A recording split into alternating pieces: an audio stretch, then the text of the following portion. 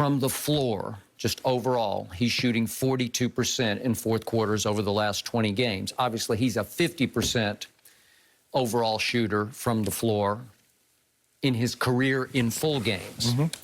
And from the three-point line in those last 20 fourth quarters, he's only making 23%. And for his career in all games, regular season, he's a 34% career three-point shooter. Okay, now it gets much worse if you just do his last 7 games of fourth quarters, dating back to the San Antonio loss at home. He's just been a disaster. So overall, in those 7 fourth quarters, he is 5 of 24. 5 of 24, that's 21%, and that ranks 237th over that stretch of fourth quarters in the league. From 3, he's 2 of 12 in his last 7 fourth quarters, which is 17%. That ranks overall 162nd in the league over that 7-game stretch. So, to me, LeBron's last 7 games of fourth quarters are the best-kept secret in basketball, because I don't hear a peep about this trend from anybody, because to me, the blind witnesses, and there are billions of those out there led by Shannon, they see no evil. It's like these numbers have been scrubbed from his internet record. They've been expunged. They've been buried forever. Nobody acknowledges what's been happening in fourth quarters to LeBron James, because I still hear his name, even up to yesterday, in the middle of the early MVP race in the NBA. His PER has fallen all the way to 23rd in the league, which by his standards is scary bad. I mean, even Paul George has a better PER than LeBron James. And if you look at Paul George's fourth quarter numbers this year, man, he's 50% from the field, 44% from 3, and has made all 12 of his free throws. So Paul George is playing at a high level, much higher than LeBron. So I will now hand it over to you to explain to me how these numbers just don't matter. Well, without no explanation. They don't need to, first of all, to answer your big question and what Jenny asked, they don't need to be concerned. LeBron James is playing the fewest minutes per game, the fewest fourth quarter minutes per game in his NBA career. He's also working with Dennis Schroeder now being the primary ball handler, and Marc Gasol. You told me that the other guys needed, you know, when the Clippers were losing, they talk about they needed reps. They need reps. LeBron and them still have tied for the best record in the NBA. But for some reason, there's something sinister going on here that we don't want to talk about. Maybe they need reps. I'm not saying LeBron has not shot the ball well this year. He hasn't shot the ball well in the fourth quarter. That's nothing. I mean, if you're watching the games, you see that. But we see, and I believe, I understand what they're trying to do. They want to make sure it was a fast turnaround. And LeBron, we can't be playing you 36, 37 minutes early in the season. So they're trying to keep the minutes low.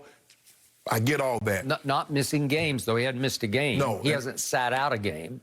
Now, and I don't really understand. I don't know what they're going to do, Skip, as far as the All-Star game. I'm sure they're going to have, you know, okay, you get selected and you'll probably choose up teams. You're not going to play, because I think it's going to probably end up being called off, but you're going to probably get a whole week off there. And I think they're just trying to get to that point, and then LeBron James, and then you'll see those minutes all of a sudden from going from the low 32s to maybe 33, 34, 35. I don't see him playing averaging more than 35 minutes per game. But he hasn't shot the ball well, Skip. Even with the ball fourth quarter lead, the Lakers have the 6th best net fourth quarter rating.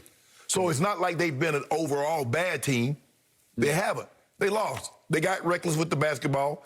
They stopped playing defense like the Nets didn't do the entire night, play defense. They didn't play defense for 1 quarter, and it cost them the game.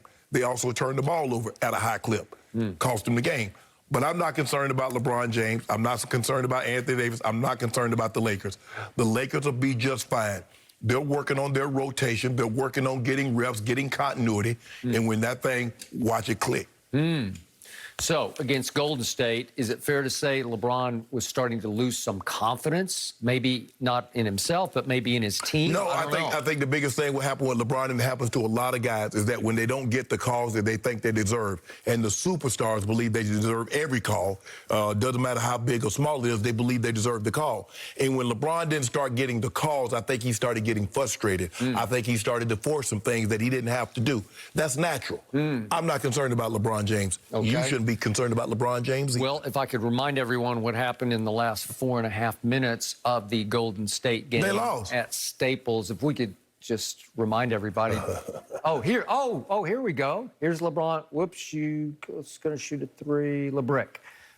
Let's try LeBron. You have to dribble before you go. You're traveling. Whoops.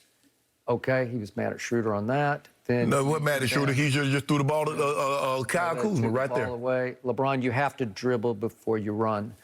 Okay, there's a third turnover, and then here's a nothing but backboard. Nothing but backboard? Come on, LeBron.